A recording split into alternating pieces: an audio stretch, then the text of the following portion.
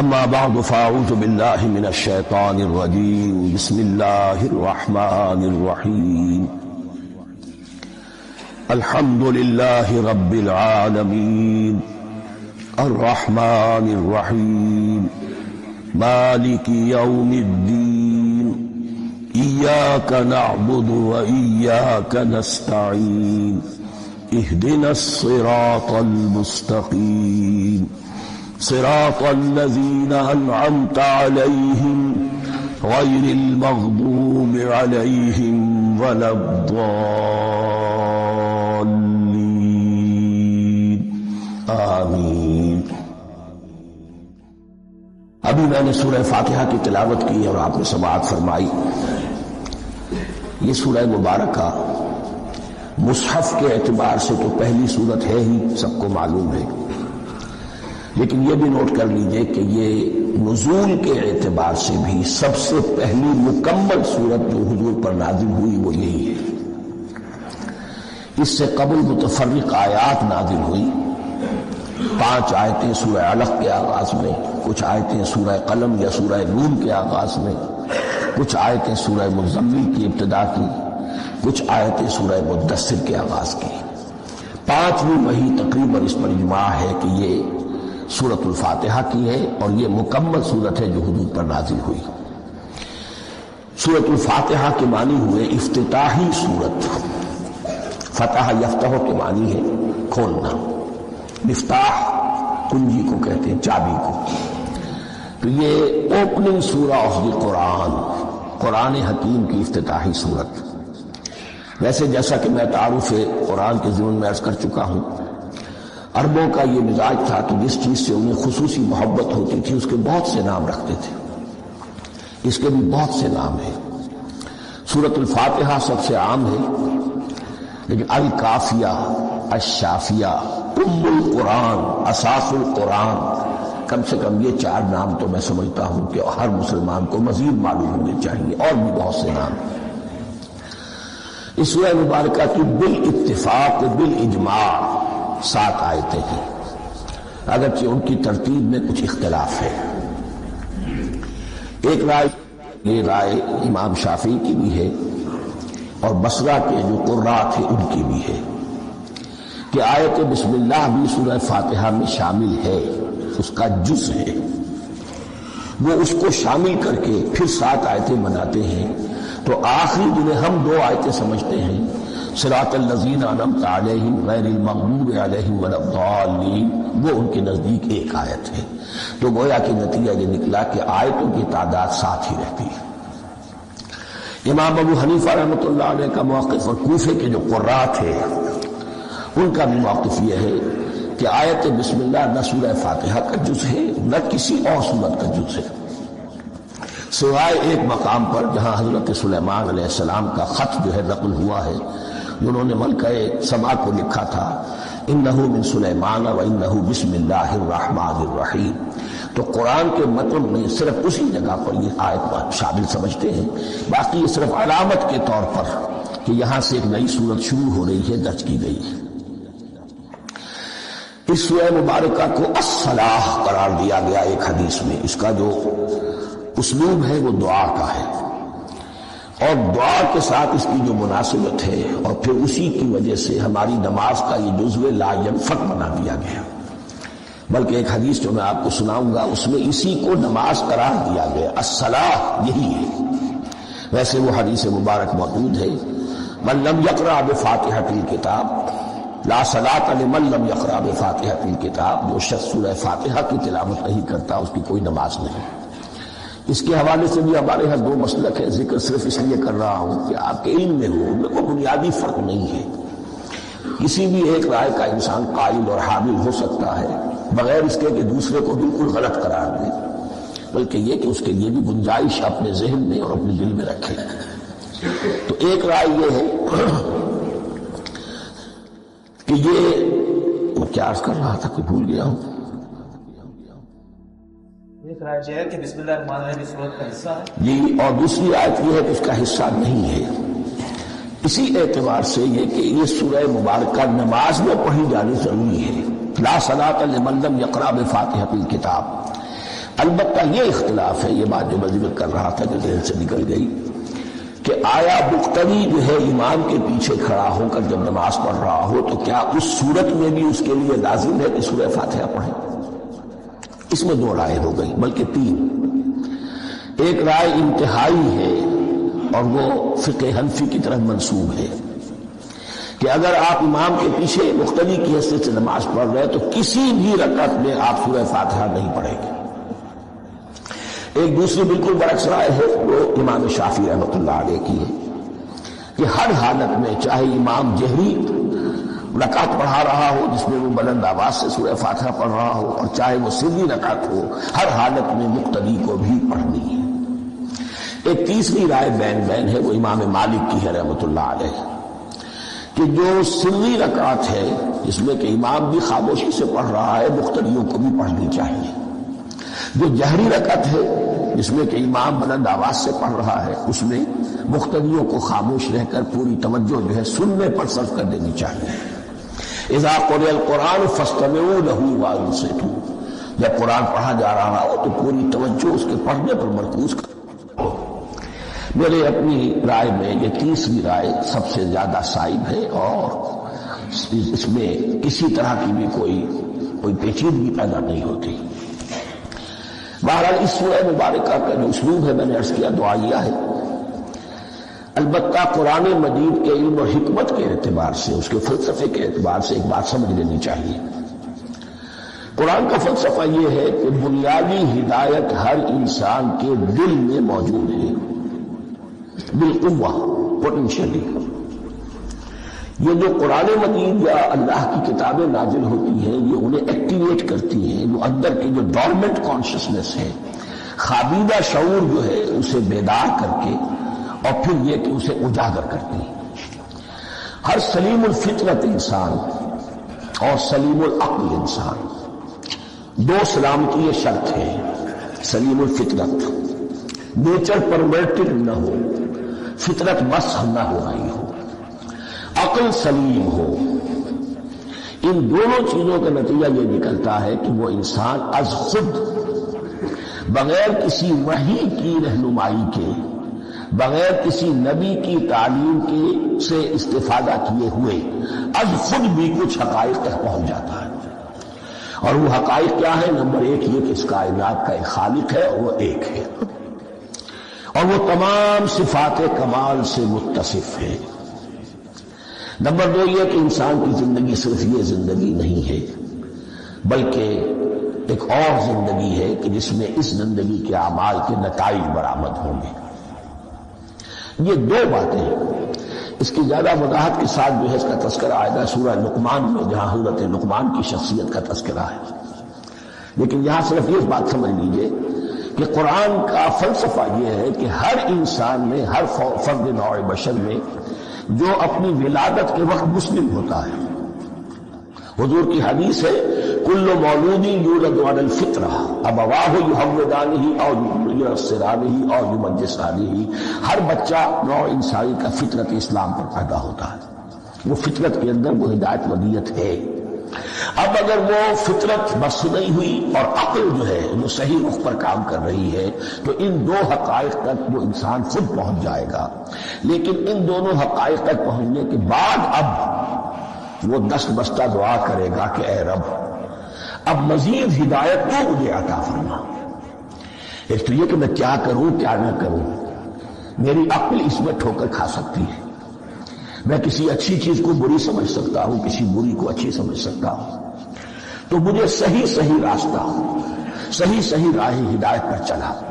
یہ دعا ہے جو انسان کرتا ہے جبکہ وہ ایمان باللہ اور ایمان بالآخرہ تک خود پہنچ چکا ہوتا ہے اور یہ سمجھتا ہے کہ صحیح زندگی کا رخ یہی ہے کہ جس رب کو میں نے پہچانا ہے کہ وہ اس کائنات کا خالق ہے اور مالک ہے اور رب ہے، میں اس کی بندگی کروں، اس کی اطاعت کروں، اس کا حکم مانوں، اس کے راستے پر چلوں، لیکن وہ راستہ کون سا ہے؟ اس کے لیے پھر دست بدعا ہوتا ہے کہ پروردگار تو میری رہنمائی فرما۔ یہ مقام ہے کہ جہاں آپ سمجھ لیجئے اپنے آپ کو بھی آج اس جگہ پر تصور کرتے ہوئے پھر اس سورہ مبارکہ کو پڑھیے کہ آپ اس مقام پر اللہ کے فضل و کرم سے پہنچ چکے ہیں کہ اللہ کو آپ نے پہچان لیا اور اس کی توحید کو جان لیا، اس کی جملہ صفات کمال سے آپ واقف ہو گئے، آپ یہ بھی جان گئے کہ بڑھ کر اس کے حضور میں حاضر ہونا ہے اور وہ حساب کتاب لے گا۔ پھر آپ نے یہ عہد بھی کر لیا کہ اب زندگی گزارنی ہے اس رب کی بندگی میں، اسی کی فرما برداری میں۔ اب یہاں کھڑے ہو کر آپ پوچھتے ہیں کہ اللہ مجھے وہ تفصیلی ہدایت عطا فرما، ایسا نہ ہو کہ کبھی میں کسی راستے پر چلتا ہوا کسی پگڈنڈی پر مڑ جاؤں اور وہ تھوڑی سی جو ڈیویشن ہو میرے راستے کی وہ میری عاقبت کو برباد کر دے۔ یک لحظہ غافل گشتم و صد سال راہم گوشو، اس لیے کہ ہوتا یہی ہے سیدھے راستے سے ذرا سی کوئی پگڈنڈی جو ہے تھوڑے سے اینگل پر نکلی ہے، لیکن جب چلتے جائیں گے آپ تو جتنا آگے بڑھیں گے اس پر اس راہ صراط مستقیم سے آپ اتنے ہی زیادہ دور ہوتے چلے جائیں گے۔ یہ ہے قرآن مجید کی حکمت اور فلسفے کے اعتبار سے اس سورہ مبارکہ کا مقام۔ اب آئیے ہم بسم اللہ کرتے ہیں۔ بسم اللہ الرحمن الرحیم، شروع کرتا ہوں میں اللہ کے نام سے جو رحمان اور رحیم ہے۔ اس پر کچھ گفتگو ہو چکی ہے تعارف قرآن کے ضمن میں کہ رحمان اور رحیم دو نام ہیں کہ جو رحمت کے مادے سے نکلتے ہیں۔ رحمان میں اللہ تعالیٰ کی رحمت کا جوش ہے، جانی کیفیت، طوفانی کیفیت، اور رحیم میں اللہ تعالیٰ کی رحمت کا دوام اور تسلسل۔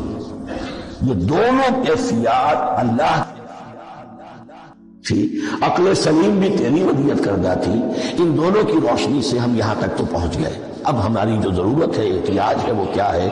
اہدنا الصراط المستقیم، ہدایت بخش ہمیں سیدھے راستے کی۔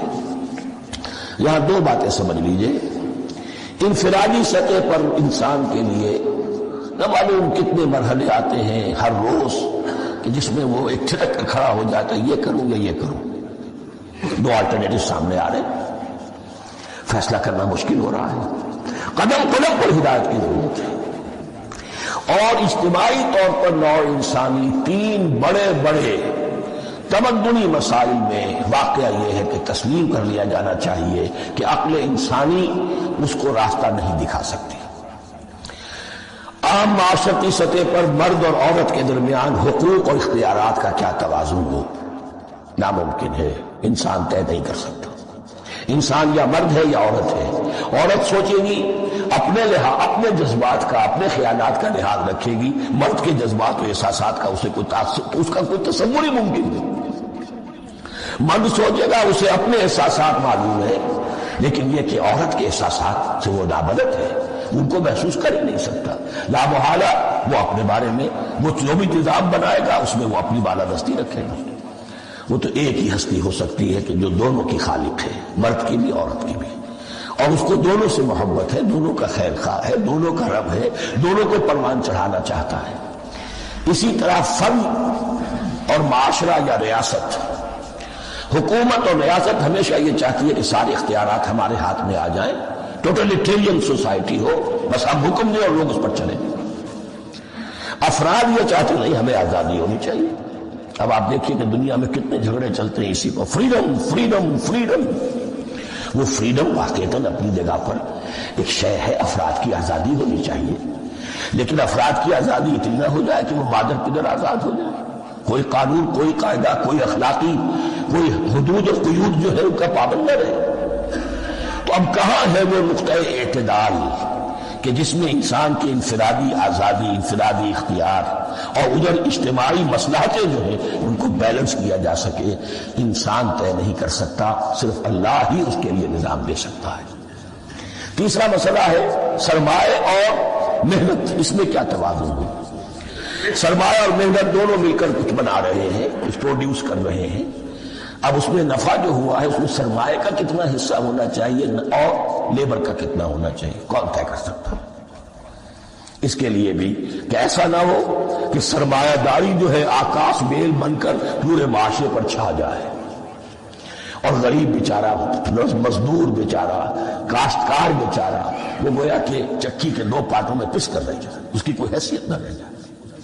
لیکن یہ کہ دوسری طرف اگر یہ کہ مزدور کا جو حق ہے اس سے زیادہ اس کو دے دیا جائے تو سرمایہ جو ہے وہ سکڑ جائے گا، شائی ہو جائے گا، وہ پھر میدان میں نہیں آئے گا۔ کیا کیا جائے؟ کون سا نقطہ عدل و اعتدال ہے؟ یہ 3 مسائل ایسے ہیں۔ اہدنا الصراط المستقیم، تو یوں سمجھیے کہ ایک جو بنیادی ہدایت تھی، ایک اللہ کو پہچان لینا، یہ جان لینا کہ کل حسن و جمال اور تمام انعام و اکرام کا منبع اس کی ذات ہے، وہ رحمان ہے اور رحیم ہے، اور یہ جان لینا کہ مرنے کے بعد جی اٹھنا ہے، حساب کتاب ہے، فیصلہ ہوگا جزا و سزا کا، اور مختار مطلق اس دن کا اللہ ہے۔ پھر یہ عہد کر لینا ایاک نعبد و ایاک نستعین، اس کے بعد دعا، پروردگار ہمیں ہدایت پر قائم رکھ، ہماری ہدایت میں اضافہ فرما۔ اس ہدایت کے لفظ کو سمجھ لیجئے، بنیادی ہدایت، تفصیلی ہدایت، قدم قدم پر ہدایت، ہدایت پر ہدایت۔ والذین اہتدوا زادہم ہدی، جو لوگ ہدایت کے راستے پر آتے ہیں اللہ ان کی ہدایت میں اضافہ کرتا ہے۔ تو یہ قدم قدم پر ہمیں ہدایت کی ضرورت ہے اور مرحلہ وار ضرورت ہے۔ ہدایت اس کو بھی کہتے ہیں کہ کسی نے آپ سے کوئی پتہ پوچھا، آپ نے کہا ادھر جانا، پھر دوسری گلی میں مڑنا، پھر جانا 2-3 لائٹیں چلے جانا، پھر مڑنا، وغیرہ وغیرہ، یہ بھی ہدایت ہے۔ نظری طور پر آپ نے بتایا ہے۔ ایک ہدایت یہ ہوئی کہ بھائی میں چلتا ہوں آپ کے ساتھ، میں آپ کو وہاں تک پہنچا دوں گا تاکہ آپ کو دقت نہ ہو، آپ نے منزل تک پہنچا دیا۔ ان دونوں کے درمیان، یہ تو میں نے ایک فرد کی مثال دی ہے، اللہ اور بندے کے درمیان نہ معلوم کتنے مراحل ہیں ہدایت کے۔ تو کسی وقت بھی انسان اپنے آپ کو ہدایت خداوندی سے مستغنا نہیں سمجھ سکتا، اور نہیں تو پروردگار جو ہدایت دی ہے اس کو ہدایت پر قائم رکھ۔ کیا پتا شیطان کا کوئی حملہ، کیا پتا ہمارے نفس کی کوئی شرارت کسی ایسے رخ پر ہمیں ڈال دے کہ اب تک کی ساری کمائی بھی ضائع ہو جائے۔ لہذا یہ نہ سمجھیے کہ جب یہ ساری چیزیں ان کو معلوم تھی، وہ ان چیزوں کا تو اقرار کر رہے تو اب ہدایت کون سی مان رہے؟ تو ہدایت کا تو بڑا میدان کھلا ہوا ہے، اور اس ہدایت کی وہ جو میں نے آخری شکل آپ کو بتائی ہے، یہ منزل مقصود تک پہنچا دے۔ یہ ہدایت بھی قرآن مجید میں اس معنی میں بھی لفظ آیا ہے کہ اہل جنت جب جنت میں داخل ہوں گے تو جو ترانہ حمد ان کی زبان پر اس وقت ہوگا وہ کیا ہے؟ الحمدللہ الذی ہدانا لہذا وما کنا لنہتدی لولا ان ہدانا اللہ۔ کل شکر اس اللہ کا جس نے ہمیں یہاں تک پہنچا دیا، ہدایت دی یہاں تک پہنچا دیا، اور ہم ہرگز نہ پہنچ پاتے، ہم ہرگز ہدایت یافتہ نہ ہو سکتے اگر اللہ ہی ہمیں ہدایت نہ دیتا۔ اہدنا الصراط المستقیم، سیدھا راستہ، صراط الذین انعمت علیہم، اس کی مزید وضاحت ہے، راستہ اس کا ان لوگوں کا جن پر تیرا انعام ہوا۔ یہ کون لوگ ہیں؟ اس کی وضاحت آپ کو ملے گی سورہ نساء میں۔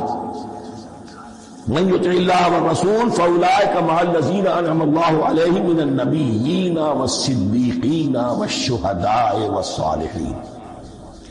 4 طبقات ہیں منعم علیہم، جن پر اللہ کا انعام ہوا ہے۔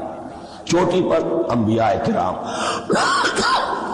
اس کے بعد صدیقین کرام، اس کے بعد شہداء عظام، اس کے بعد عام صالح مسلمان، صالح ہو۔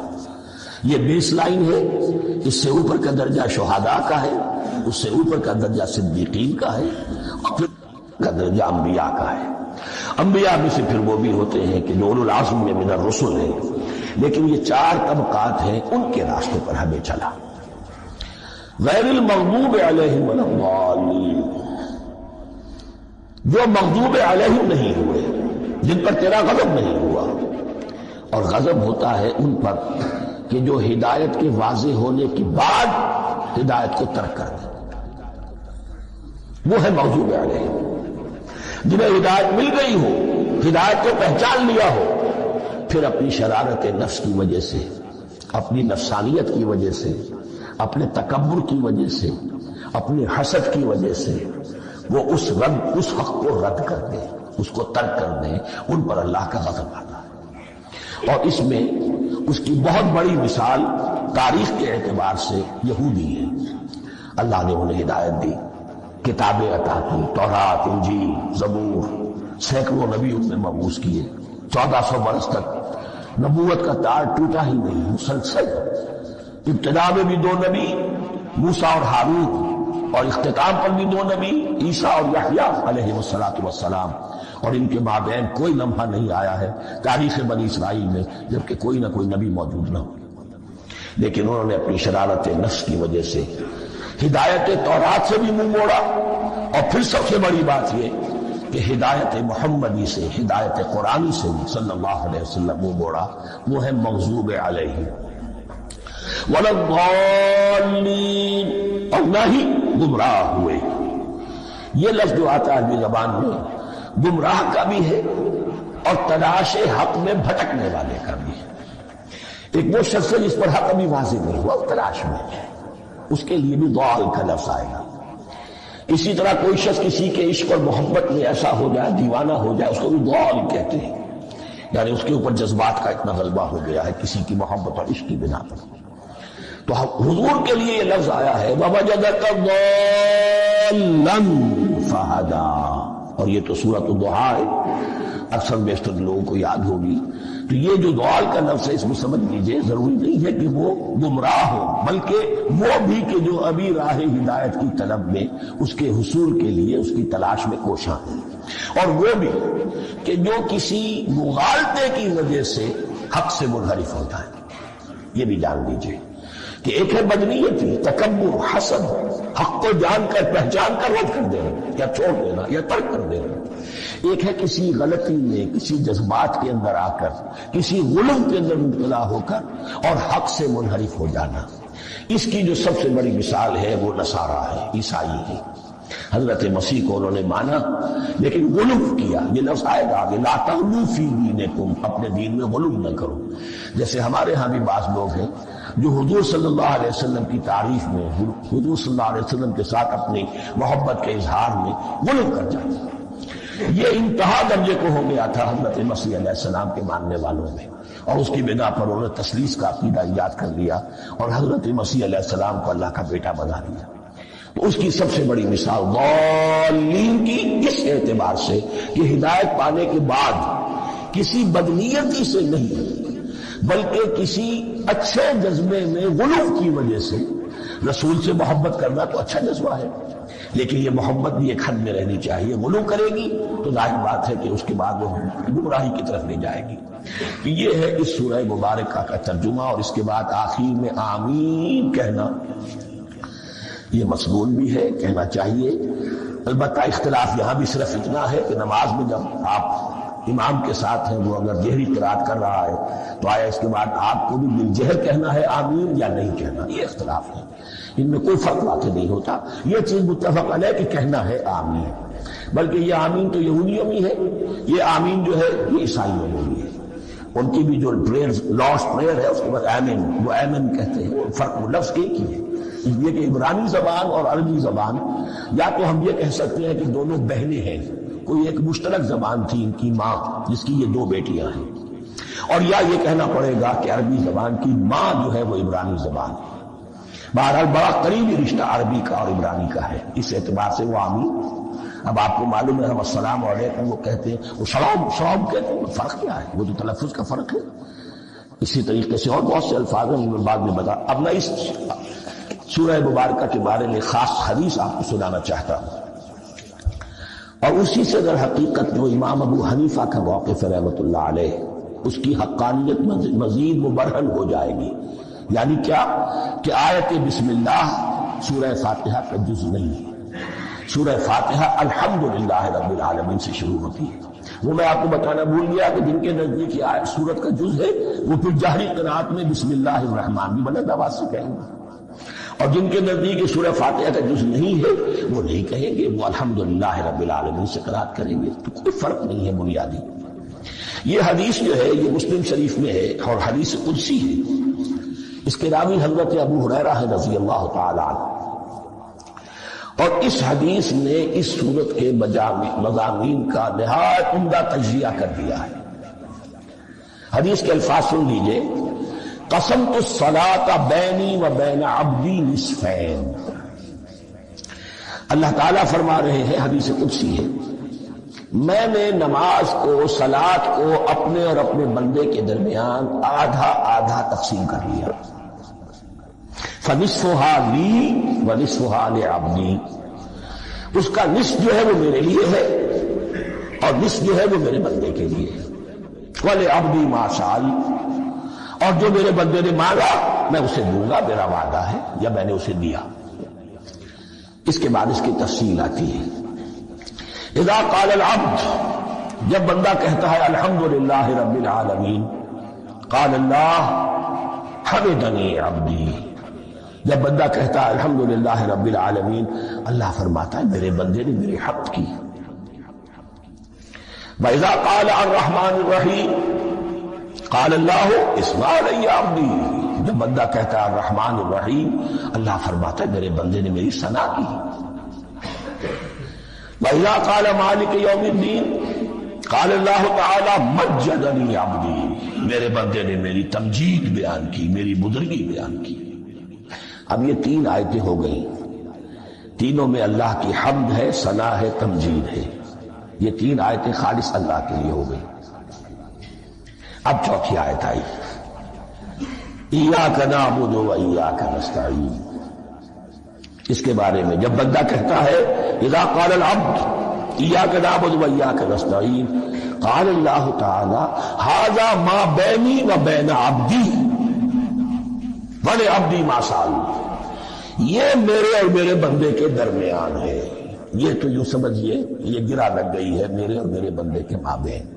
اس نے مجھ سے قول و قرار کیا ہے، اس نے میری بندگی کا اعتراف کیا ہے، اس نے تسلیم کیا ہے کہ میری ہی بندگی کرتا ہے اور کرے گا، اور مجھ سے مدد چاہیے ہے۔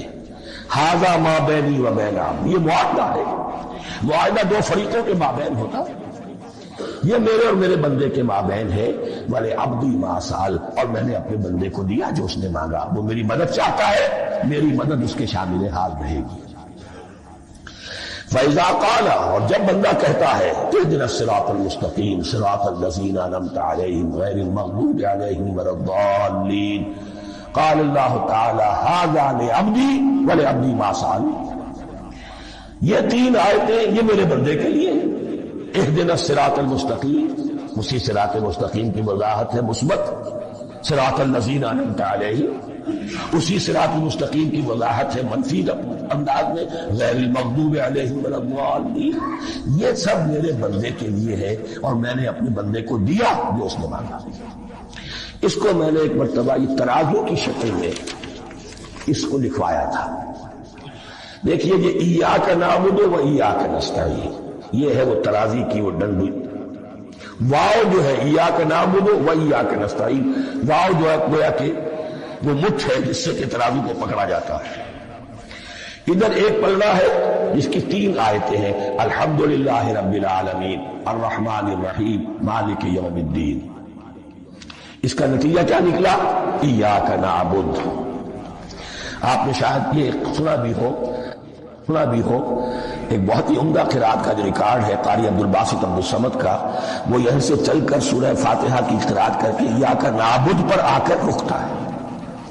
الحمدللہ رب العالمین الرحمن الرحیم مالک یوم الدین ایاک نعبد، گویا کہ یہاں یہ صورت بالکل ہاف ہو گئی ہے۔ تین آیتوں میں اللہ کی حمد ہے، ثنا ہے، تمجید ہے، جس کا نتیجہ ہم تیری ہی بندگی کرتے ہیں، تیری ہی اطاعت کریں گے۔ لیکن اب اس کے بعد سوال ایاک نستعین، اسی کی جو استعانت کیا درکار ہے ہمیں؟ ہدایت۔ ہدایت سب سے بڑی استعانت ہے، ہدایت ہی تو سب سے بڑی مدد ہے۔ اهدنا الصراط المستقیم صراط الذین انعمت علیہم غیر المغضوب علیہم ولا الضالین، یہ ایاک نستعین کے حکم کے ساتھ یہ تین آیتیں آ گئیں۔ اهدنا الصراط المستقیم صراط الذین انعمت علیہم غیر المغضوب علیہم ولا الضالین، قسمت الصلاة بینی و بین عبدی نصفین فنصفها لی ونصفها لعبدی ولعبدی ما سأل۔ اللہ